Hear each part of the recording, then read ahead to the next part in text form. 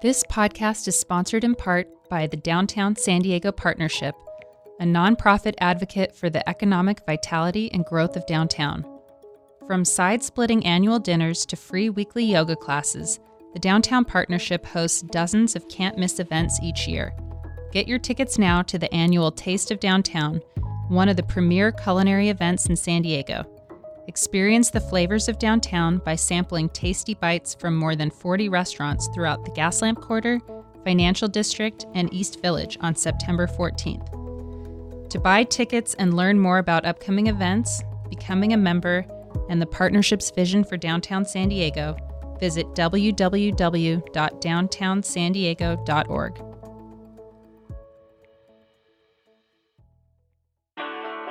Welcome back to I Made It in San Diego, Voice of San Diego's podcast about the stories behind the region's businesses, the big and the small, and the people who made them what they are. I'm Kinsey Moreland, and in this week's show, a story about soap making that has never been about just the soap, at least not for the Bronner family.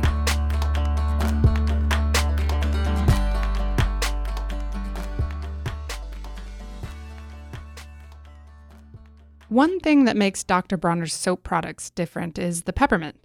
You can really feel a tingling sensation, especially on your more sensitive body parts. You can always tell the folks that use it, there's a smile on their face and they always smell clean. Don't let them tell you that it's not okay. It's personal hygiene and oh, by the way, Dr. Bronner's makes your hoo-hoo tingle. Ladies, you know what I mean.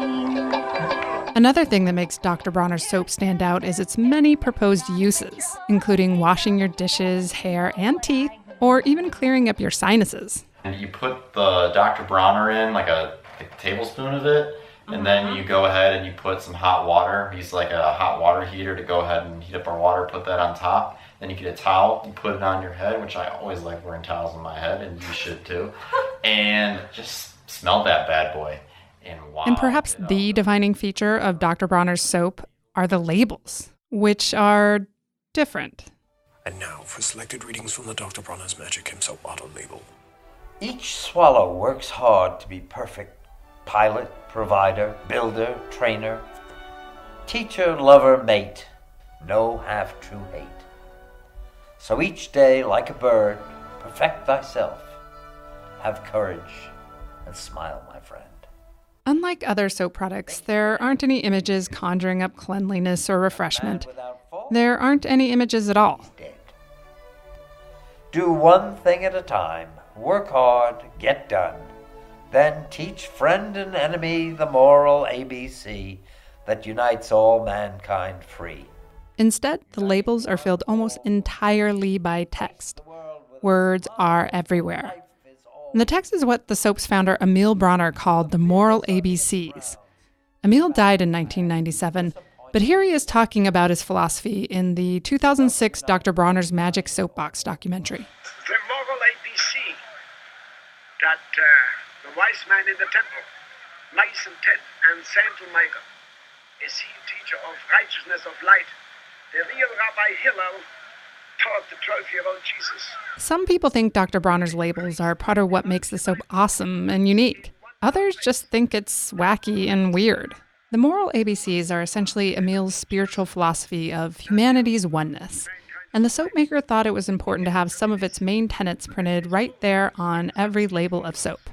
Basically, he thought his messages were even more important than the medium, the soap that has since made his family wealthy.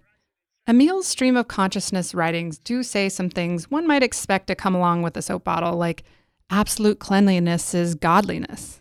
But it also includes lots of quirky and hard-to-follow parts about God's Spaceship Earth, Mohammed, Jesus, the Marxist welfare state, Arctic timberwolves, and more.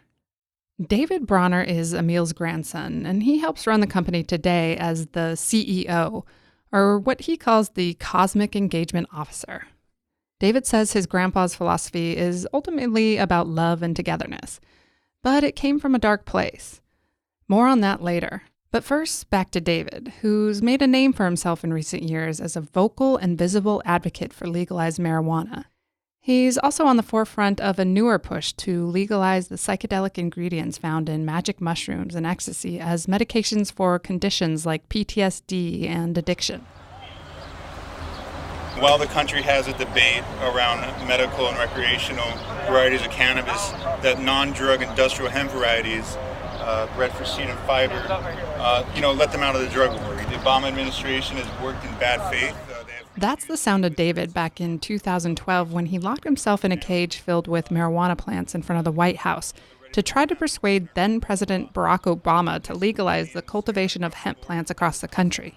Hemp is an ingredient in Dr. Bronner's soaps. David has helped fund political campaigns to legalize marijuana in states across the country.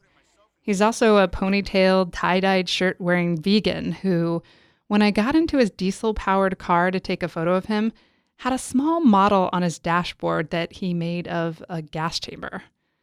He told me it's a model of a more humane way to kill chickens, and he's pitching meat industry folks on the idea in his spare time.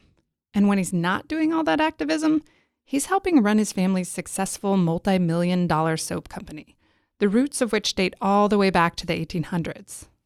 David says Emanuel Bronner, his grandfather's grandfather, started a soap-making factory in the basement of his home in the Jewish quarter of a town in Germany in 1858. From there, business boomed. The family enterprise was very successful. They opened up 2 more factories, and by the time my grandfather was born in 1909, his father Bertolt and 2 uncles were running the show. And the largest factory was in Heilbronn. So Heilbronn is in southern Germany, and we had a factory there and manufactured the first liquid soap in Germany. So all the public washrooms in Germany had our liquid soap. But David's grandfather, Emil Bronner, had some new ideas about the family's soap-making business. He also had some political ideas that made his family a little uncomfortable. The differences eventually tore the Bronner family apart, and then World War II prevented them from ever reuniting again. But despite a series of tragedies and turmoil, Emil stuck to his philosophical guns, and throughout his entire life, he continued building the soap company, mainly as a vehicle to spread his philosophy and ideas. And so my granddad was a really intense guy from day one and was frequently clashing with his dad and uncles. He was Zionist and just had a lot of newfangled soap-making ideas. And my granddad came up in the guild system of the time. He apprenticed to another soap-making family and got the equivalent of a master's in chemistry, and he became a master soap maker. But at the age of 21, his dad and uncles were like, stop mixing politics and soap, stop rocking the boat. So my granddad at a certain point was fed up and left and came to the States in 1929 and became a consultant to the U.S. soap industry and kind of set up. Initially was in the Chicago area and then Milwaukee. And then at the same time, Hitler was coming to power and things were getting increasingly desperate in Germany. And my granddad was getting increasingly desperate to get his family out. His 2 younger sisters, Lottie got out in 36 when she was 16 and ended up in a kibbutz in Israel, or then Palestine. Louisa got out in 38 right before they closed the borders, and she came over to the States, and they tried to get their parents out, but they wouldn't leave. Like a lot of the bourgeois Jews, thought the madness was going to blow over. And then it was too late. The factory was Aryanized in, I think, 40 or 41, and they were deported and killed in 43. So my granddad, in the meantime, had married and had 3 children, including my dad. And then his wife, my dad's mom, was very sickly, and she died when my dad was like 4. So my granddad was just dealing with all kinds of tragedy, just right, left, and center. And somehow in the midst of all this was having these intense experiences of unity and oneness and the deep love at the heart of creation. And somehow even with all the tragedy and absurdity and violence and horror, that there was this deep love and light. And he felt that all the faith traditions of the world at their core were saying the same thing, and all the spiritual giants were saying the same thing, what he called the moral ABC, and felt that in a nuclear-armed world, that the next Holocaust, we're going to all die if we don't realize our transcendent unity, that we're all children of the same divine source. So he went around the country kind of spreading his peace plan, while he was actually then selling his soap, the family soap, the liquid peppermint soap, on the side, and he would go around the country lecturing. And he actually was attracting quite a following in the Chicago area. And ironically, he landed right in the center of anti-Semitism in the States. This is the time of Father McLaughlin, and he had this radio show out of Chicago. It's this enormous radio audience, and he was like a rabid anti-Semite. But anyways, my granddad, with his peace plan, was developing quite a following, and he actually had some guy actually crucified himself, or had some help, obviously. Right. But my granddad was not involved. And this is like 46 or something, and he crucified himself for my granddad's peace plan. And so that's, my granddad got on the authorities' radar. And then he was lecturing at the University of Chicago and was arrested and basically put into a mental health, an insane asylum is what they actually called it at the time, against his will in Elgin, Illinois. And I think this is 47, but eventually escaped and came to LA. And at this point, he kind of had a black mark on his name, so he wasn't really employable. So that's when he started manufacturing his own soaps, and anyways, just 100% full time on the mission of we must unite the Spaceship Earth, and nuclear weapons. Obviously, it was becoming more and more of a existential, immediate threat. So he would literally just go out like on a busy street corner and stand on, no pun intended, a soapbox and kind of talk. Yeah, well, actually, in LA itself, Pershing Square, that was more or less exactly what he did, and that's what a lot of people. It was kind of like a famous area that a lot of people would lecture from. But he would be invited to different lecture halls. And clubs, and he would expound on the all one philosophy, but, all the while selling soap, right? Yeah, on the side he would kind of sell a soap, but what he realized is people were starting to come more to buy his soap than to hear what he had to say, and so that's when he started to put what he had to say on the labels of our soap. Emil found some early success, but then the 60s hit, when the truth is found, and Emil's soap and all it stood for took off. Hippies loved the simple and environmentally friendly ingredients of Dr. Bronner's, and they liked his message of love and unity too.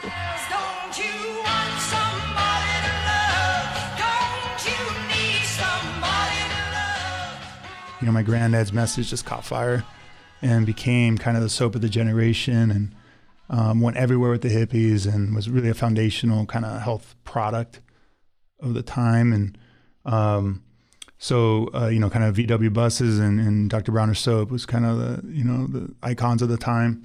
And he was, if you had a health food store and you had 3 products, one of them was Dr. Bronner soap. So let's step back a little bit. What made the ingredients so unique of the soap? Like, what was so special about his soap? Because it was, not only the label and the moral convictions set it apart, but also just its many uses and how clean and sort of organic before organic was a thing. And that's a very good point. My granddad was an early pioneer of ecological consciousness. In the post-World War II period, better living through chemistry was a mantra of the day, like basically make everything out of petrochemical feedstocks.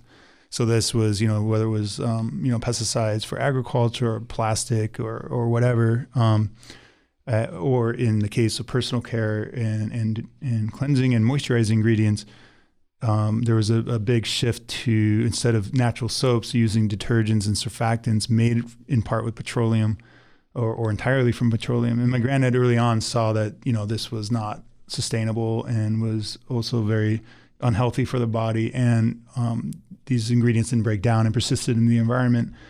So whereas natural soap, the way we make soap to this day is we make it the way it's been made for thousands of years. It's a very simple process, and basically, aside from baking bread, it's like one of the simplest things humanity figured out how to do. It's a closed reaction. There's no waste stream, and is rapidly biodegrades in the environment. So the soap is kind of as all these detergent products were taking off and being marketed and sold, my granddad stayed true to this like simpler, biodegradable vision, and a very concentrated product that would go a long way, rather than diluting it and then thickening it up with some thickeners and then throwing preservatives into it. He just had a self-preserving, very concentrated soap that would just last forever. So it was like saved on packaging. And so, and you could use it for everything. You could wash your hair, dog, dishes, car, and not worry about polluting the river.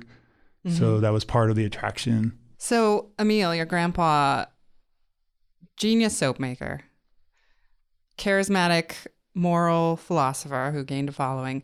What kind of businessman was he? How was he at building the business?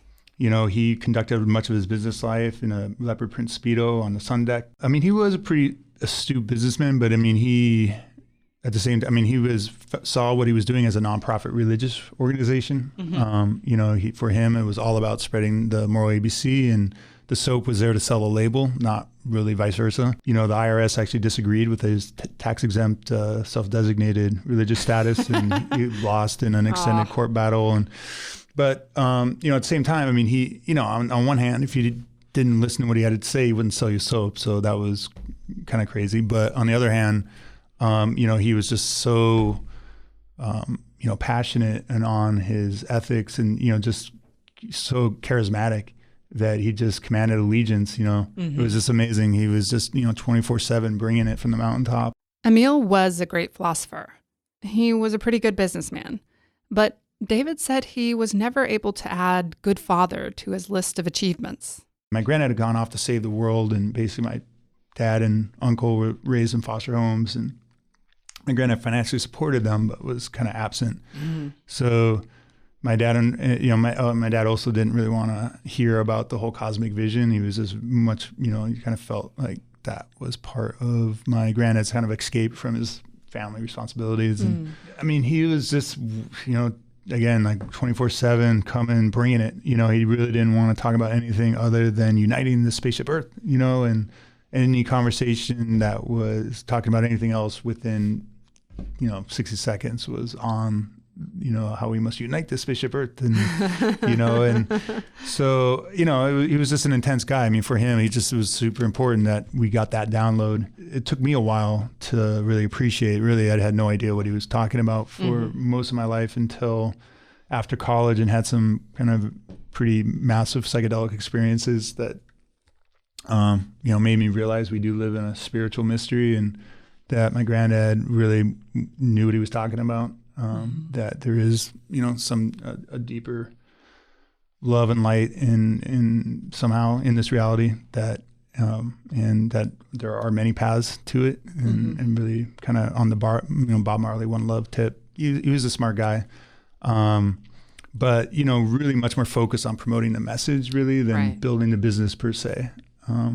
But, it's just kind of, it nonetheless, spread with the counterculture pretty much across America, and was very successful. I mean, it probably was the equivalent of a $20 million a year enterprise in the early 70s. Wow. Then declined for a bit, and then we had the IRS problems and all that. Emil ended up having to pay the IRS $1.3 million in back taxes. By 1985, the company was forced into bankruptcy. The person who ended up saving the company was actually Emil's son, Jim, David's dad, who, despite a falling out with his absentee dad, rolled up his sleeves, got to work, and alongside his wife and brother Ralph, put the company back on its track to success. It wasn't like the smoothest transition. I mean, my granddad was sick. He was in the hospital. My dad and mom and uncle, kind of stepped in. This is all when things were hitting the fan with the IRS. And there was all these back taxes. And, my dad, they fired all these bad advisors my granddad had, and really kind of righted the ship and got the business on a sound financial footing. And then my granddad rallied back and for a period of time, but then was sick again. And at that point, my dad and uncle and mom stepped in to run the company full time. And my dad was also running his own business that I had come up in. And my granddad, as he had Parkinson's, and kind of as he kind of slowed down, and I think his relationship with my dad improved dramatically. And my dad, on his part, did a lot of self work, and my granddad was just kind of coming down off the mountaintop a little more. And so their relationship improved quite a bit. So my dad and mom and Uncle Ralph really put the company on sound financial footing and implemented a lot of the progressive employee practices we have. And really were stewards of the company through the 90s. And how did they grow the business during that time? Or did they? Did it kind of level out for a while there? Yeah, it leveled out. And I mean, it slowly grew, but incrementally. It was, it was really kind of by the late 90s that things really took off.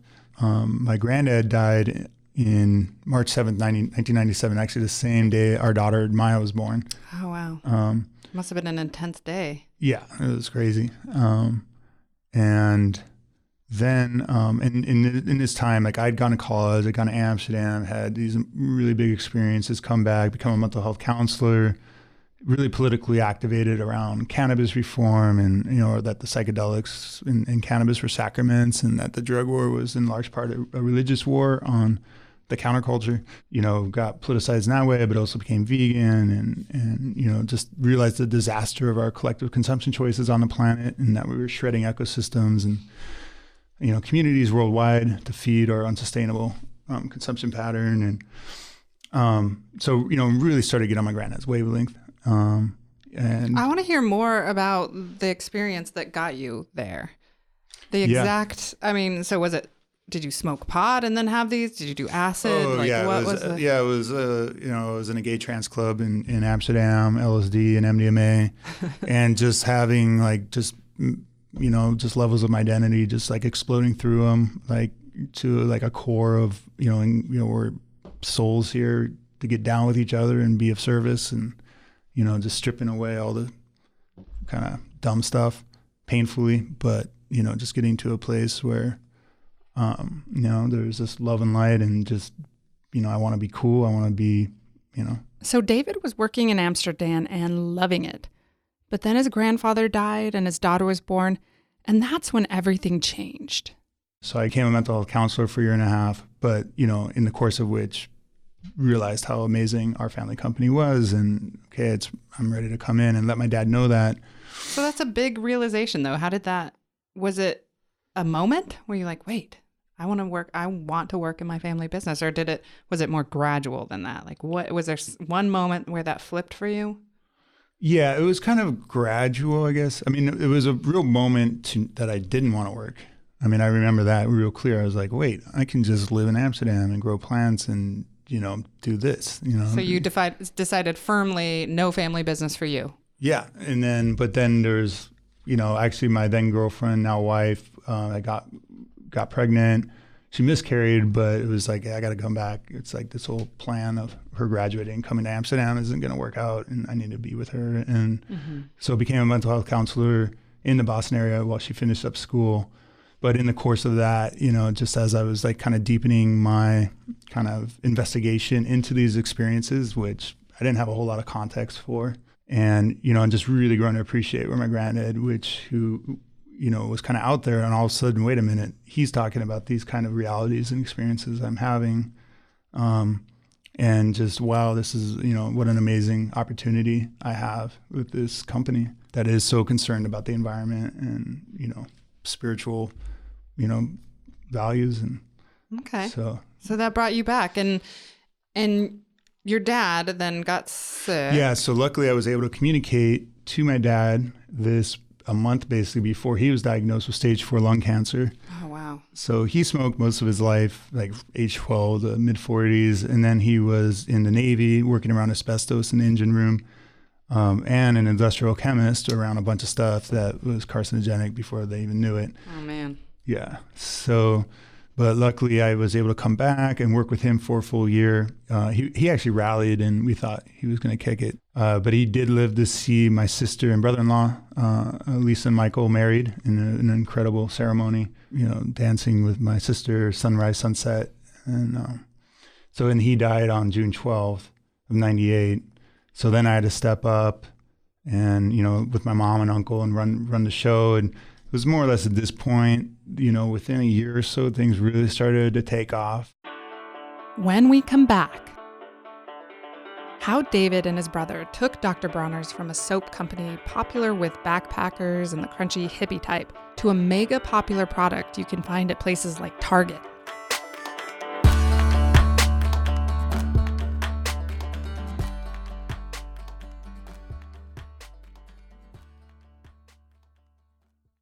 This podcast is sponsored in part by San Diego Life Changing, a campaign that highlights real stories of people who are impacting the world and upgrading their lives straight from San Diego. This campaign officially launches on September 19th at Petco Park when the Padres take on the Diamondbacks. Join us in celebrating everything that makes San Diego the best place to live and work. Visit padres.com/San Diego Life Changing to purchase your VIP tickets using promo code SDLifeChanging. Hello again. You're listening to I Made It in San Diego. I'm Kinsey Moreland.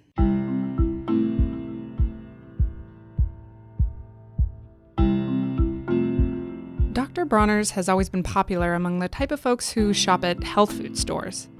But nowadays, the soap company has officially made it big, like $100 million a year big. And now it's popular with a more mainstream crowd.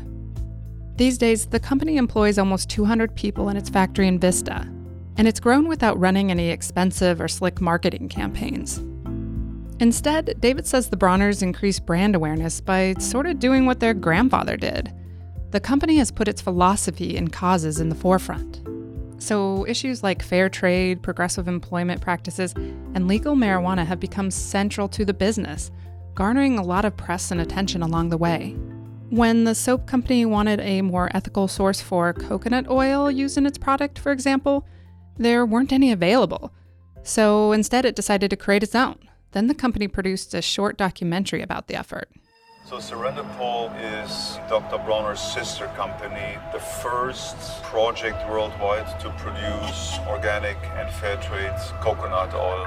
The company has also made workers' equality a priority by capping its management salaries at 5-to-1 compared to that of its lowest paid employee. The company gives employees generous bonuses, offers a 15% profit share, and provides employees with a no-deductible health care plan. And David says he's put thousands and thousands of dollars into running political campaigns, many of them successful, to get legal marijuana on the ballots across the country. The causes the company champions, David says, have clicked with a growing number of people across the world.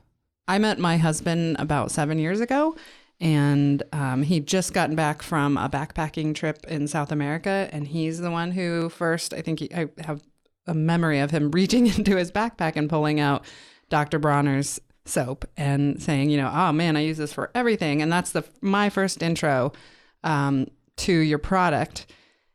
Now, flash forward to even, less than 10 years. I mean, it's in Target. Yeah. It's in everywhere. I think I bought 3 bars of soap the other day at a Ross Dress for Less in La Jolla. And so how did you do that? How did you take a brand? I mean, this happened under you and your brother's leadership, really. That's when the business really started to take off. So what's the secret? It's, it's kind of like lightning in a bottle, but it's kind of the way my granddad did it. It's just, we're like, just really kind of fight hard for the causes we believe in. And, we're kind of like cause marketing 101, but way beyond it. Like people like respect that we're not just doing it for the marketing bang. We're actually in our fights to win them. And throw down in a way that's, earns us a lot of media, earns us a lot of, basically free advertising that, connects with our customer base who really wants to purchase products that are making a difference in the world, that aren't screwing people over in the process. Do you think a lot of it was, you mentioned the first big boom was in the 60s and 70s where the ethos matched up with, the VW vans and people like my hippie parents were really into this stuff. Maybe in the 80s, there's that lull, which ties to less people being into this stuff and maybe more attracted to different things. And then now we're back to a point, right, where it's just mainstream to care about the environment, right? Are we just at a good place for Dr. Bronner's and like the ethos are lining up now? And that's kind of the other really major point to make is that the health and healthy living and sustainable living is going mainstream in a huge way. And like we're just riding that kind of general cultural trend for sure. And, but staying independent and real about it. I mean, most of the independent real deal brands have been bought and sold out a bunch of times. There's not a whole lot of independent natural brands of any size left. But, riding that larger trend, but then also kind of keeping it real. And as like, a lot of these brands kind of lose their way or just become like kind of minor brands and like much larger consumer product portfolios that are largely non-organic and non-mission aligned with the core ethos of the customer base that, these green brands are kind of geared toward. I think they lose steam. I mean, people figure it out. It's like, wait a minute, something's different. So I think like we've just kind of remained true and just kind of been rewarded with like keeping it real and independent. I mean, I do understand business. It's trial by fire, a lot of it, and I think that's part. I mean, a lot of our success really obviously we got all our activism and stuff, but none of that is going to happen without having a really efficient, tight operation and sustainable margins and all the rest of it goes into running a good business. And we got really good people. But even there, I mean, activism has really helped attract incredible talent to our team and basically are getting paid less than they would otherwise. But just because they are so mission aligned. And so we just have incredible people in our operation who are able to rock like the more traditional, sales, marketing, inventory control, all that kind of stuff.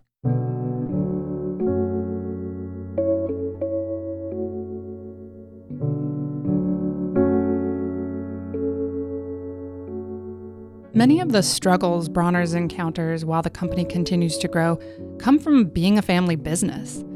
Family stressors become business stressors too. But David says he's never grown bored because Soap has always offered a new adventure. The latest adventure is his activism around psychedelic drugs. Turns out you can ride Soap in all kinds of interesting, fun, adventurous things. And so I'm never bored.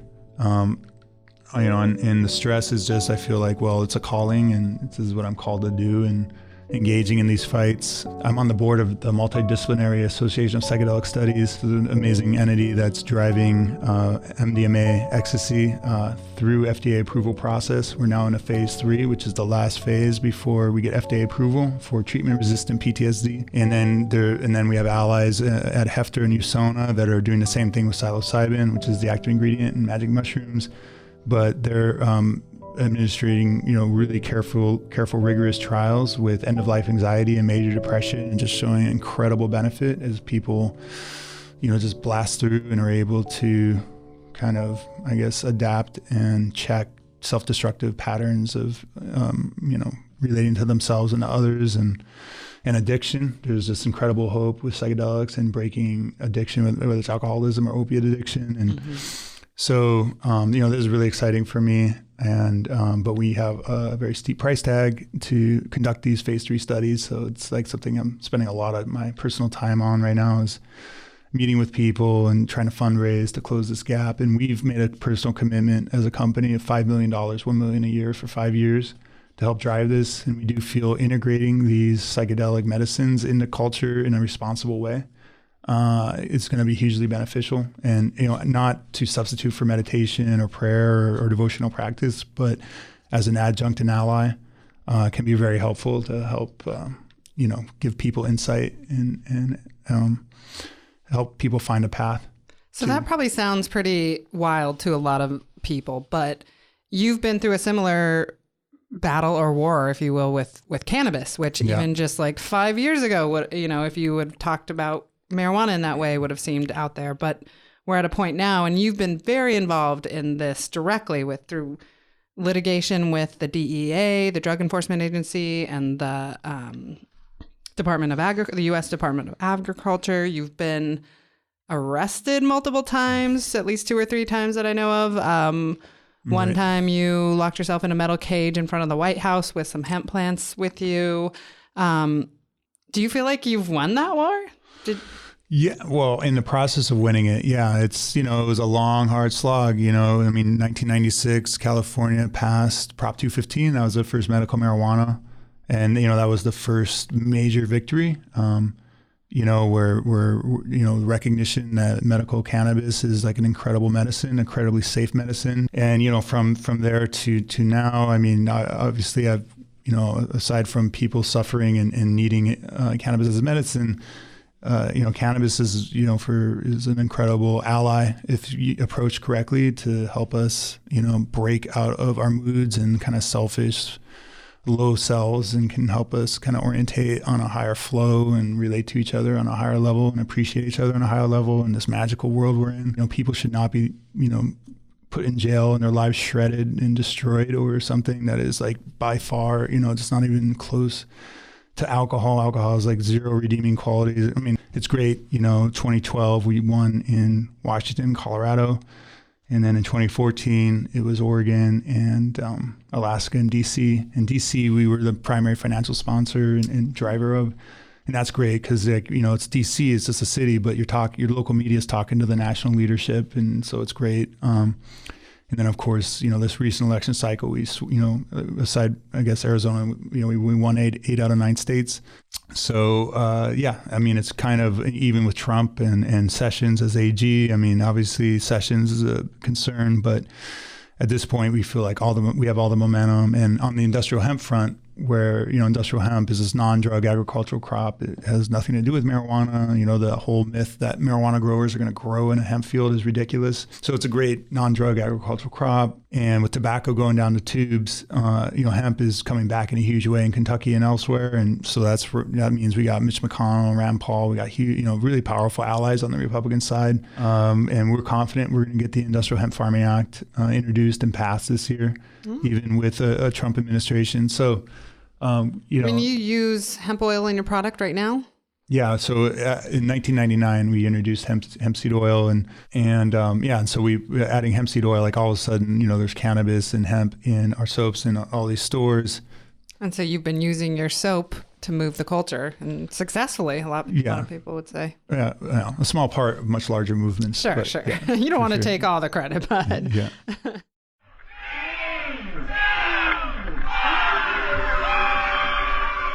Outside of the activism, another thing that has gotten Dr. Bronner's attention is something the company calls the all-one magic foam experience. The soap company basically shows up at certain events and blasts people with mountains of soap foam. David says it's a fun marketing effort inspired by his dad, Jim, who actually invented the industry-standard firefighting foam concentrate in the 1980s. And launched his own successful business called Dr. Bronner Chemical and Technical Consulting.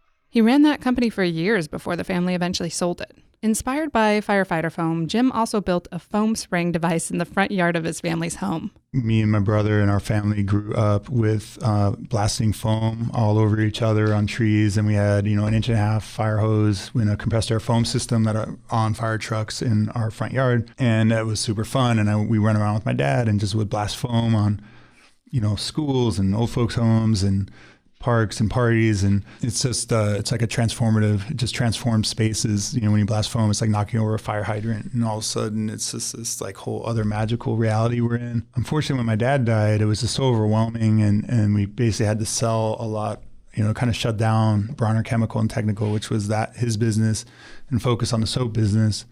But then 10 years later, when I was going through a tough time, I was going through a lot of stuff and thinking about my dad and remembering, just how amazing it was, blasting foam on everybody, and built a compressor foam system based on one of his late designs and brought it to Burning Man. And just was a huge hit. We were just clearing out blocks of people coming out to get blasted with foam, and we realized wow, we should do this all the time. So the thing we had to figure out is how do you contain the gray water? So when you're blasting foam and water, it's you can't just be having gray water spill everywhere. So then we built a big bathtub, like a 20 by 8 foot bathtub with a graded floor and a 1,000-gallon tank underneath, so people can blast foam on each other. And what we do is run Dr. Bronner's soapy water with 1% Dr. Bronner's in it through a compressed air foam system, so it comes out like shaving cream, and at high velocity, and you're just blasting foam on each other. And so initially we were doing music festivals, but then we kind of backed, kind of just by accident into these mud runs that were taking off. So these 5K mud runs, 10K mud runs, where you've got all these muddy obstacles, and they're super fun. And then at the end we'll kind of partner with the promoters. So at the end of the race, we'll have people come into, now it's not the bathtub, now we have what we call the sexy plexi, but it's the shower. We got this 20-foot trailers with 8-foot tall plexiglass, and people just come in there and we blast them with foam and get all the mud off them, and it's a big dance party and everyone loves it.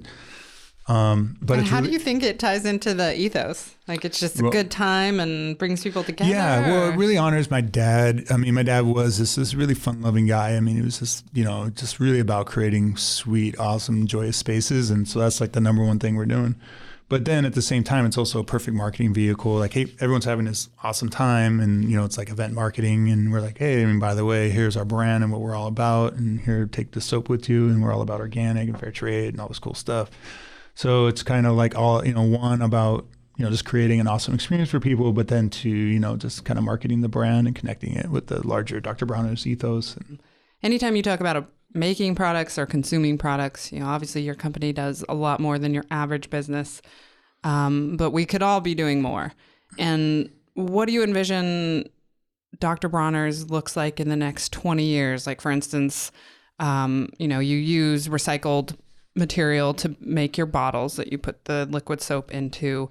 You do other things for the environment, but, outside of like a few select maybe health food or kind of hippie stores where people bring back in their own bottle and like refill their soap. That's something that I could think of, for instance, that maybe that'll be more mainstream and there'll be more people really thinking about every single thing that they pick up and throw away. But I mean, if things go the way you want them to, what will Dr. Bronner's look like in 20 years?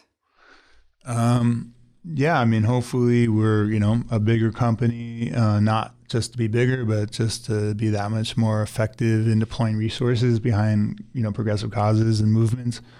And hopefully those progressive causes and movements will have made, a lot more progress. I mean, it's years, the environmental movement, obviously the disposable waste consumer culture we have is crazy.